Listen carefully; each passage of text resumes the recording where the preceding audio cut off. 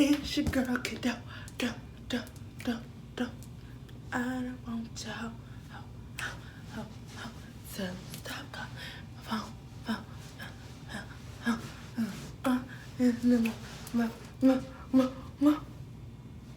I just kind of want to talk about postpartum depression. I want to share my story, and then I do want to share some tips that I feel like could help anyone out there that's an expecting, that is currently a new mom, or just anyone that just feels like they're still experiencing postpartum depression. So a little bit about me. I had my daughter in September of 2018. Throughout my pregnancy, I felt like I had something to prove. That's what you're supposed to be making the video. Kennedy, what we doing here?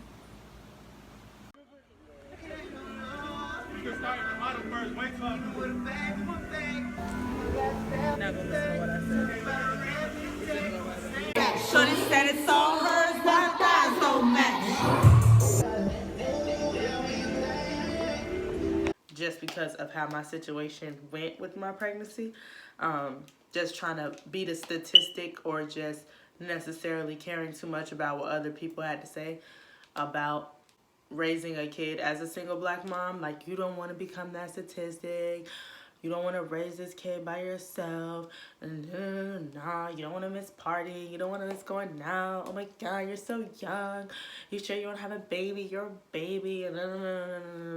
Like, no. I literally heard it all. So after I had my baby, I was determined to not need anyone, not want anyone for anything, to literally just do everything by myself. I'm literally in the hospital. I had to have an emergency C-section. So I'm literally in the hospital, like, first day, doing the most, like, moving, grooving. They, like, of course, have the option to take the baby, like, to the little nursery. Never want her to go to the nursery. Like, the nurse had to come in there and take her off of me because she would be sleeping on me. And we would be in there sleep, and they're like, you're not supposed to do that. Put her in the crib. Just tell us to come get her. I ended up having to stay in the hospital for a few extra days because I overstressed myself. My blood pressure went up because I just had a major body surgery, and I just was still trying to move and groove and just act like nothing just happened. So I would say about the first 3 months, it was, if I whisper you're mine forever, just say it. Don't kind of smooth. Like, I felt like, okay, you know, this is new. She just really kind of slept, ate, and I breastfed, so she didn't really shit. That's another tip, moms. If you want to breastfeed, your kid shits once a week, if that. When you start actually feeding them food, then it goes left. But as long as you breastfeed, it was pretty much smooth sailing. So after that 4th month, I want to say, came, talking up a storm and kicking my mom. Yes. What else you doing? I started to notice, like, I didn't really want to leave the house. Some days I really wouldn't leave my bed. Like, my mom would, like, bring me food, or she would come get the baby. I would probably, like, take a shower. If I took a shower, just being real honest with y'all, kind of just laid in bed. My friends would, like, call me. I wouldn't answer the phone.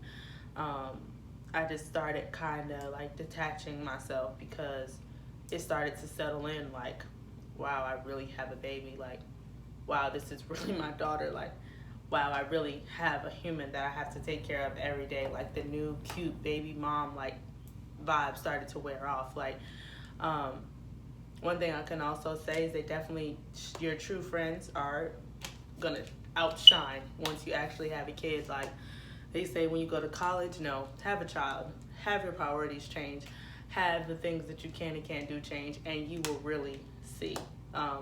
Prior to me getting pregnant, I was definitely that girl that was always outside. We was on the block. It was lit. I was the life of the party. Still the life of the party. Don't get it twisted. Do you love me? Are you riding?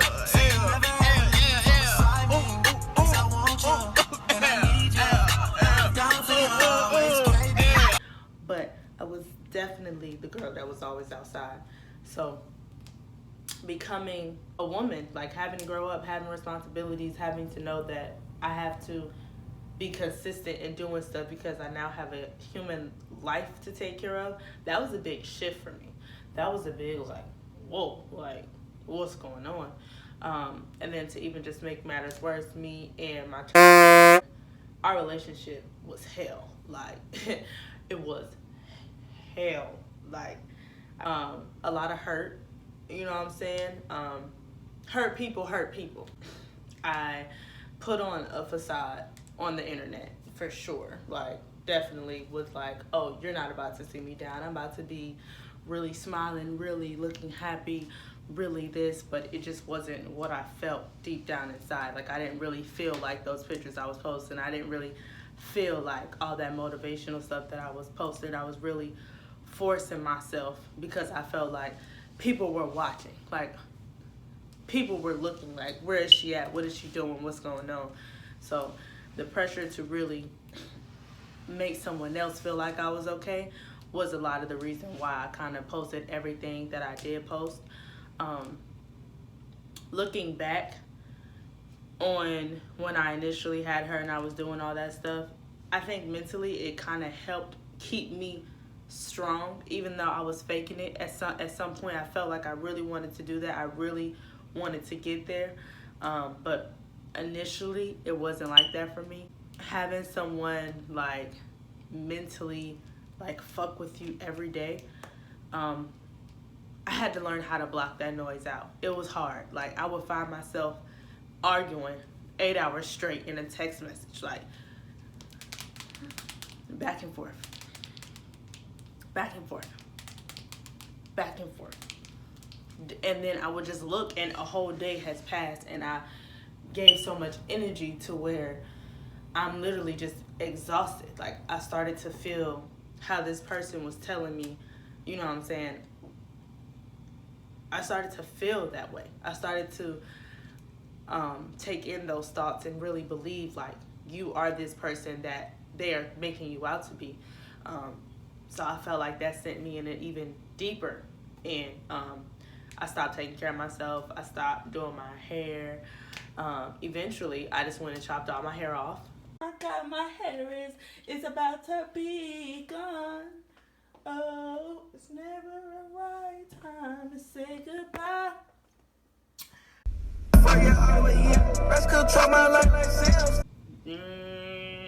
Because I just wanted to start over. Like, I wanted to feel new. I was tired of feeling sorry for myself. I was tired of being sad. I was tired of sitting in my room, not leaving my bed. I just was not in a mental space that's normally me, and I didn't realize like how deep I was even gone. It took me a while to just really just sit there and even just be like, wow, like, I can't even believe I'm here at my lowest point. I didn't care about having any money. My phone was off for 3 months. Didn't pay my phone bill. Didn't care. Didn't feel like I needed to talk to anybody because I was here with my kid. Like, just nothing else mattered. It was so bad to the point where I wasn't answering. My friends were pulling up at my door like, yo, what's going on? Like, what are you doing? Like, this is not what we're doing anymore. Like, this is not you. This is not what's going on. I'm so thankful for my friends, especially during my pregnancy. Towards the end when it was really hard, I really like Seiko, LJ, Reggie, Corey, Kayla,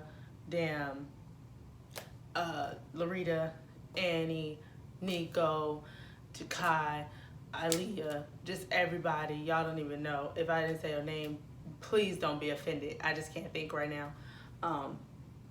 Y'all helped me tremendously through it, because having that support system is definitely one thing that you need. Like, don't shut people out, no matter how hard it gets, no matter how you just feel like no one understands and no one gets it. Don't shut people out that are there for you.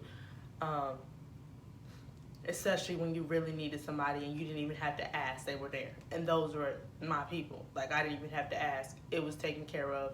They were there.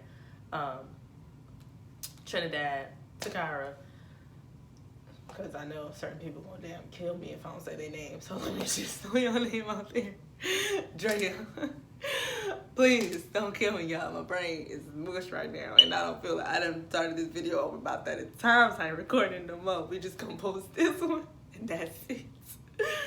I just want to special thanks to y'all for not giving up on me when I just really wanted to say fuck it.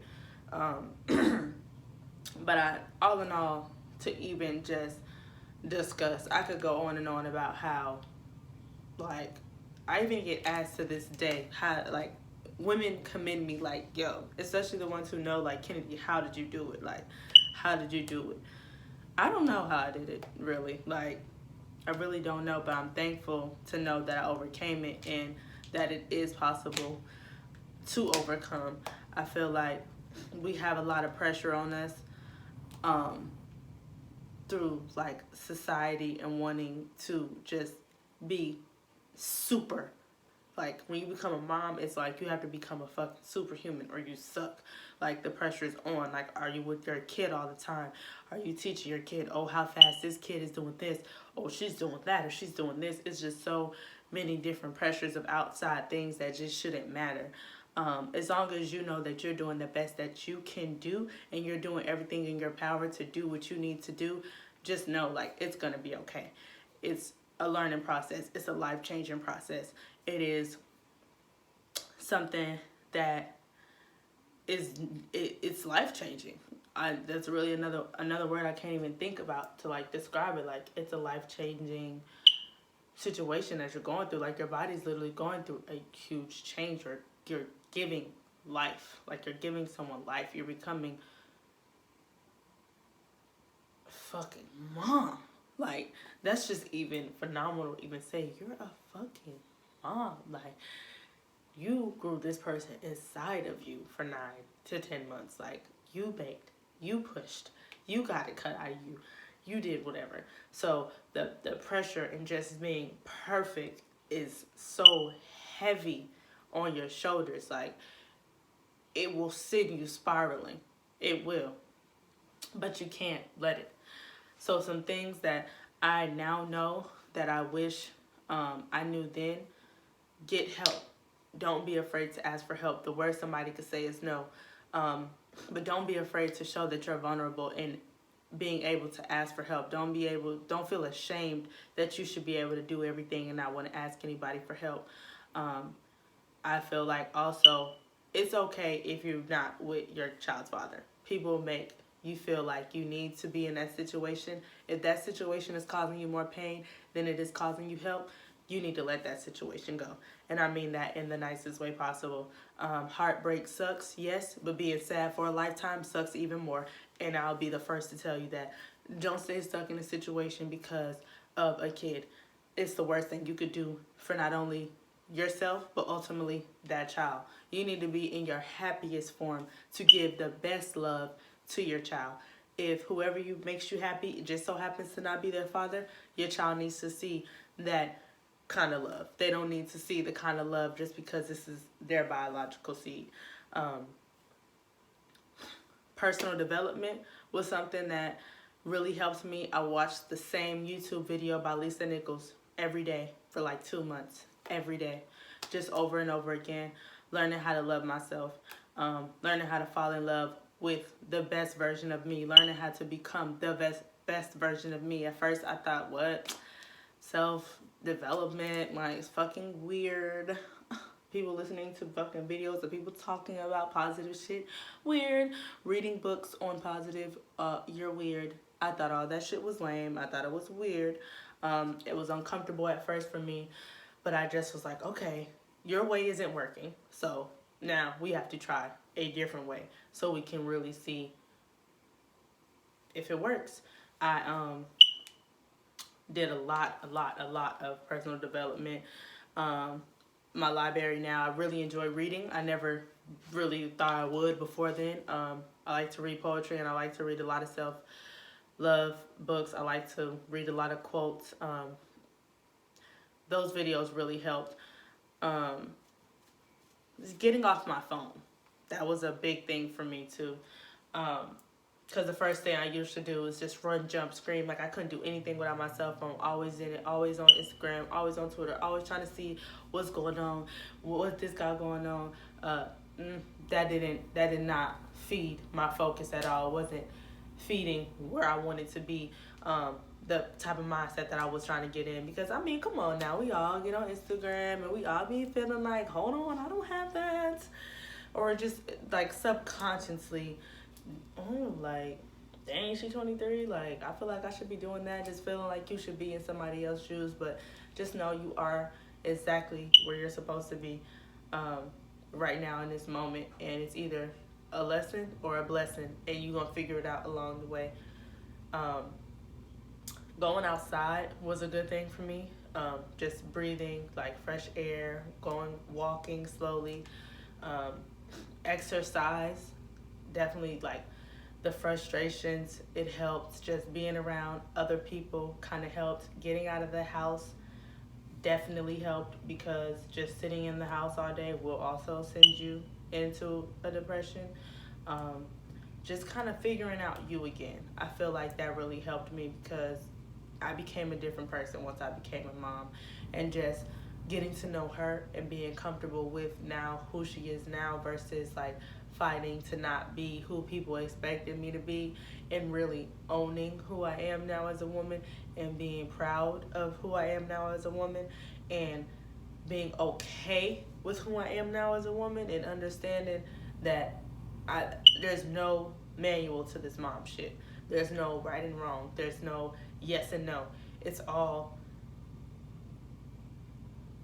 based on your judgment. And you have to be confident and secure in knowing that you made the best decisions possible for you and your seed. And being around other moms, like being around other positive friends. Like I have friends, and I love all my friends, don't get me wrong, but if you're not in a good headspace, I just necessarily, I don't want to say I kind of shut you out. I love you, I'll check in on you, I'll do all of that, but mentally for me, I couldn't handle it. I couldn't handle negative things going on. So just kind of separating yourself and knowing that you have to be selfish with your time, because you have to take care of you, was another thing that I had to learn to be okay with. I wouldn't say I'm a people pleaser, kinda was. So learning that to say no and not feel bad about it, because you can't do it anymore. Like you just can't overextend anymore when you have another life. Like I have to overextend to her. So that was another big thing for me. And all in all, I just say it to say, talk to somebody. Seriously. Talking to strangers was definitely my favorite thing. I would meet an older stranger and I would be like, hey, can I talk to you about something? And I would just lay it out on the table. Just everything. Even my friends, like, I don't care if I'm going to talk to you about this a million times. I'm going to talk about it 1,000,001 times, because I just feel like I need to get it off my chest. That really helped me. Journaling really helped me. Being very transparent in my journey really helped me. It was one day I went on my Instagram story, and I want to say I made like a 3-minute video just telling my whole tell-all story about my pregnancy, my just emotional roller coaster I went through, everything I went through, and the response I got back was amazing. Knowing that I could help another woman that just feels the same way and doesn't know how to put it into words, that was also something that made me feel better in a way, just to know that I helped somebody by giving my story. But all in all, though, I really, really, really, really just, I really, really just want to say, like, it's a beautiful thing. The whole childbirth, the whole mother, like, it's a beautiful experience. Anything improper in the investigation carried out by the special counsel with respect to the 2016 election? Do you have any evidence? I'm sorry, there was a compound. Now, Bust down. I wanna see you bust down. Bust it down, bust it down, bust it down. Get it now. Get it now. Get it now. Get it now. Get it. Get it now. Get it. Get it now. Get it.